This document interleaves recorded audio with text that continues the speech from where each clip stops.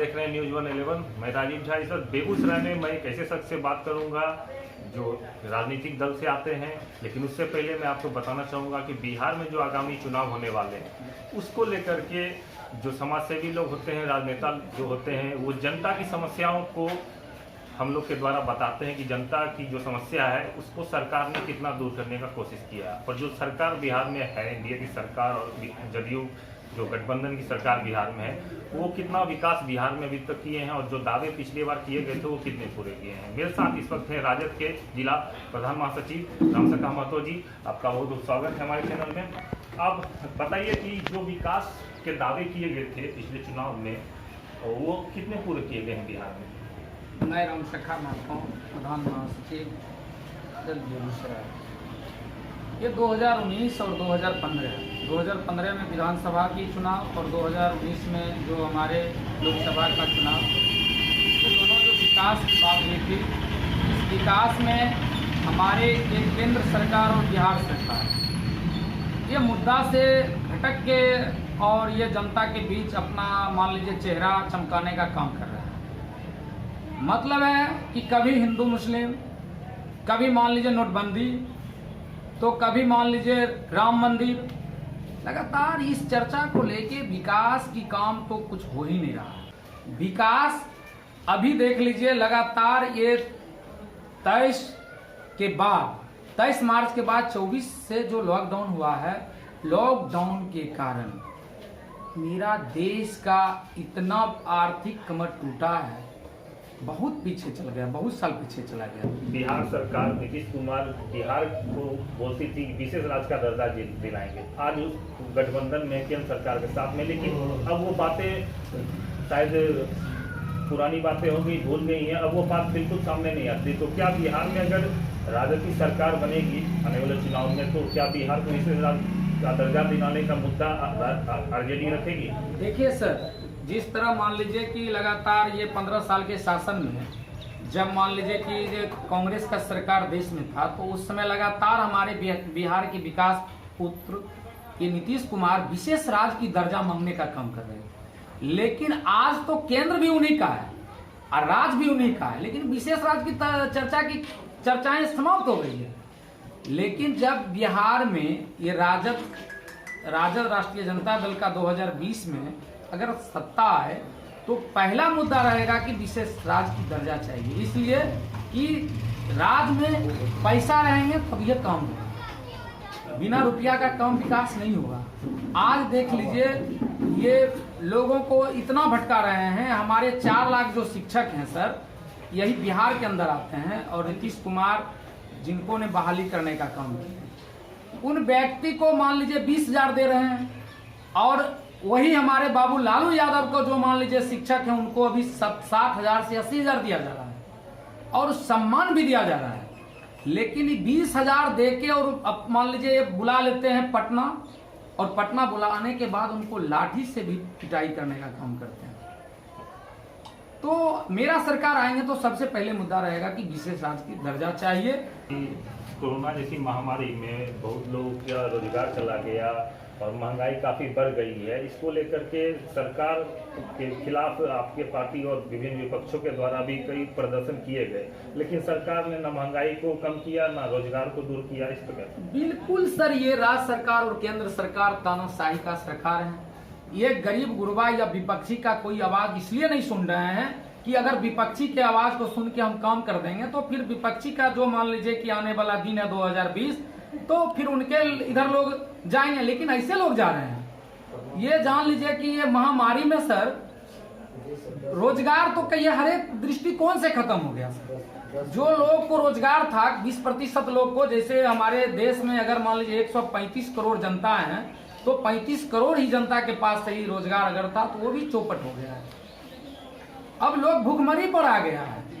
लोग इंतजार कर रहा है कि बिहार सरकार बोले था कि जब हम प्लान करके लौट जाएंगे, जो ये आए हैं मैंने ये कोरोना जैसे महामारी में जो हमारे दिल्ली से, हरियाणा से मैंने करनाल से आए हैं। आपके पार्टी के द्वारा जो आपके नेता हैं तेजस्वी यादव, उनके द्वारा क्या क्या राहत कार्य इस कोरोना जैसी महामारी में किया गया? देखिए सर, इनके लिए तो राहत के लिए हमारे बिहार के एक एक जनता बताएंगे, चाहे वो पटना सिटी हो या मान लीजिए बिहार की मैंने बेगूसराय जिला हो।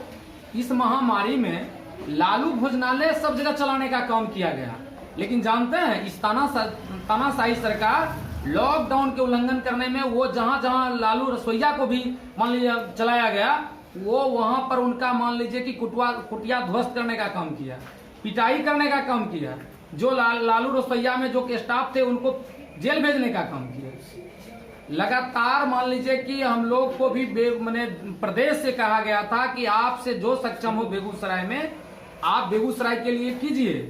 हम लोग भी हर एक कोरोना सेंटर पर, जो हमारे पास कुछ वीडियो भी है, हम लोग जब गए थे और वहाँ की जब स्थिति परिस्थिति देखे और देखने के बाद हमारे जो चरिया बरियापुर के सीओ साहब हैं, जब इनसे मोबाइल से रूबरू हुए तो पता नहीं ये सरकार का खरीदाया हुआ सीओ था, इस तरह बेतमीजी बात किया कि वो आपको वीडियो देंगे तो आप मान लीजिए दंग रह जाएंगे। लेकिन वैसे लोगों को हमने भी अपने गरीब गुरबा के लिए अधिकार की बात किए थे कि जहां मान लीजिए 5 रोज से हमारे मजदूर 101 मजदूर या 2 मजदूर आए हुए थे और 5 दिन में ना उसकी स्कूल में पानी का व्यवस्था था, ना शौचालय का व्यवस्था था, ना सैनिटाइज हुआ था, ना दूध का व्यवस्था था, ना मान लीजिए कि जो उसका जो मान लीजिए रोस्टर के हिसाब से खाना था वो व्यवस्था था। मैंने इसके मामले के बात किया था और उसके लेकर हमको इस तरह भड़क गए कि हमको ये कहे कि तुम नेतगिरी करता है, तुमको पता नहीं है तुम्हारा नेता अभी जेल में सर रहा है, उसी तरह हम सरा देंगे। हमने उनको कहे कि सुन लीजिए, हम जेल जाने के लिए तैयार हैं, लेकिन इस महामारी में गरीब के साथ जो बीत रहा है इसके लिए हम खड़ा हैं, आइए आप हमको अरेस्ट करवाइए और जेल भी भेज दीजिए। शराबबंदी पर क्या कहेंगे? यूँ तो शराबबंदी सरकार के द्वारा बंद है, लेकिन फिर भी आए दिन सोशल मीडिया पर और भी स्थानों में देखा जाता है कि शराब की बड़ी खेप पकड़ी जाती है, लेकिन सोशल मीडिया और आम जनों का कहना है कि अब तो शराब खून दे मिलती है। एकदम बिल्कुल सर, आप लोग तो हर एक क्षेत्र जाते हैं, हर एक विधानसभा जाते हैं, हर एक प्रखंड जाते हैं, हर एक पंचायत जाते हैं, ये शराबबंदी तो बिल्कुल फेल है सर। और फेल ही नहीं है, इससे हमारे राजस्व क्षति भी हुआ है। आज अगर शराब का मान लीजिए हमारे बिहार के मुखिया पंचायत ही नहीं, एक अगर डिस्ट्रिक्ट या प्रखंड में कर देते तो राजस्व का मान लीजिए कि क्षति भी नहीं होता। और अभी होम डिलीवरी जो शराब मिल रहा है, होम डिलीवरी वो भी नहीं होता, घर घर पहुंचाया जा रहा है।